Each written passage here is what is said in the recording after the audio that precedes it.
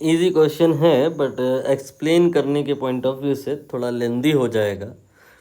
Almost सारी theory मुझे बतानी पड़ेगी। इस प्रकार के क्वेश्चंस में सबसे पहले ये देखना होता है कि बैटरी हमने लगी रहने दी है या हटा दी है।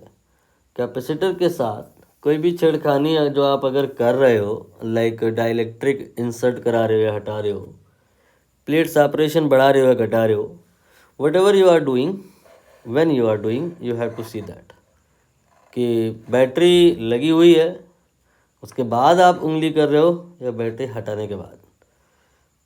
सबसे पहले यही देखना है। बैटरी अगर लगी हुई है और फिर आप कुछ कर रहे हो, you have to assume V remain constant.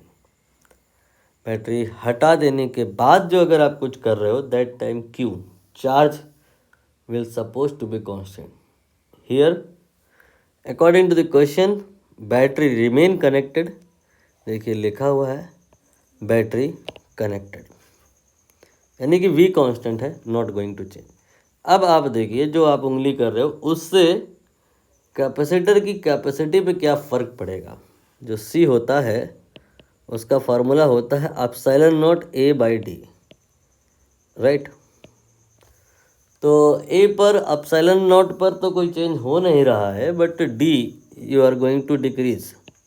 लिखा है क्वेश्चन में कि moved close to each other, पास में ला रहे हो प्लेट को, ड्यू टू दैट डी कम होगा। डी डिनोमिनेटर में है तो जो सी है वो बढ़ेगा। पहला स्टेप, पहले आपको कमेंट वी के बारे में करना है बैटरी का स्टेटस देखने के बाद। फिर टाइप ऑफ उंगली जो आपने की है कैपेसिटर में देखते हुए सी पर कमेंट करना है। और फिर अब क्यू और सी और वी, ये तीन क्वांटिटी क्यू बराबर सी वी की हेल्प से रिलेट होती हैं, में से दो के बारे में आप कमेंट कर चुके हो, तो अब तीसरे के बारे में करना है। यहाँ पर क्यू बराबर सी वी में आप सी और वी के बारे में बता चुके हैं कि वी चेंज नहीं होने जा रहा है और सी इंक्रीज हो गया है। जब बैटरी हटा के उंगली करोगे तो आप क्यू और सी के बारे में कमेंट कर चुके होगे, वी के बारे में बताना होगा। इधर वी और सी के बारे में बताया जा चुका है और आपको अब क्यू के बारे में बताना है। वी चूँकि कांस्टेंट है तो क्यू प्रोपोर्शनल टू सी कहा जा सकता है। क्यू बराबर सी वी में वी कांस्टेंट है, इग्नोर कीजिए, क्यू डायरेक्टली प्रोपोर्शनल टू सी। तो जो सी के साथ हुआ है, जो अगर सी बढ़ा है तो क्यू भी बढ़ेगा, ठीक। अब इसके बाद में हमें एनर्जी पर अटैक करना है।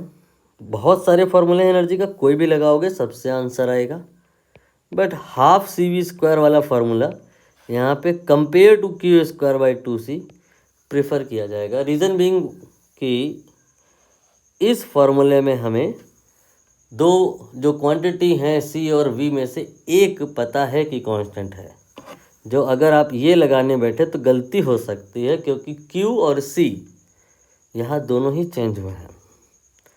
If battery remain connected then Q and C both here changing, so q square by 2c not preferred over here. From the half cv square we can say that कि v is constant, due to that u is directly proportional to c, and you said c here is increasing, q here is increasing, due to that u will increase. Now I am in conclusion part कि v constant है, बाकी इसके बाद c, इसके बाद में q, इसके बाद u, ये तीन क्वांटिटी यहाँ पे जो हैं तीनों बढ़ी हैं। आप ऑप्शन रीड कर लें, आंसर आ जाएगा। पहला कि कह रहे हैं charge stored in it increases, definitely correct. Charge stored sorry दूसरा एनर्जी स्टोर डिक्रीज, ये गलत है। हालांकि ये आंसर स्ट्रॉन्ग रीजनिंग की हेल्प से आप बिना कैलकुलेशन के, मैथमेटिक्स के भी थ्योरेटिकली आप अप्रोच करते तो भी संभव था। बस इतना याद रखना है कि जो बैटरी अगर लगी रही तो जो आप सोचते हैं कैपेसिटर के बारे में नॉर्मल परिस्थितियों में, उसका उल्टा होता है। नॉर्मली आपने ये सोचते हैं कि बैटरी जो कैपेसिटर है उसका एक प्लेट प्लस एक प्लेट माइनस होता है, ठीक बात है। दोनों अट्रैक्ट करती हैं, ठीक बात है। ड्यू टू दैट अट्रैक्शन दोनों प्लेट आपस में करीब ड्यू टू अट्रैक्शन पास पास आएंगी और हमें वर्क एनर्जी नहीं ऐड करनी पड़ेगी, वर्क नहीं करना पड़ेगा, प्लेट अपने आप ही पास पास आ जाएंगी। ये गलत है। जो अगर बैटरी डिस्कनेक्टेड है दैट टाइम प्लेट्स को सेपरेट करने में आपको वर्क करना पड़ेगा। बट अगर बैटरी कनेक्टेड है that time you have to do work not for separating the plates. Plates को पास पास लाने के लिए आपको वर्क करना पड़ेगा। Due to that work energy in the form of field between the plates of the capacitor will increase. Here it is written decreases. Due to that it is wrong. C option saying कि capacitance increases. Definitely correct. You said QCV. Sorry QC और U ये तीनों बढ़ेगा। D option ratio Q का charge का और potential का remain same. Q/V के बारे में बात कर रहे हैं ये, जिसमें V तो चेंज होने नहीं जा रहा है और Q बढ़ा है, तो ये रेशियो इंक्रीज करेगा।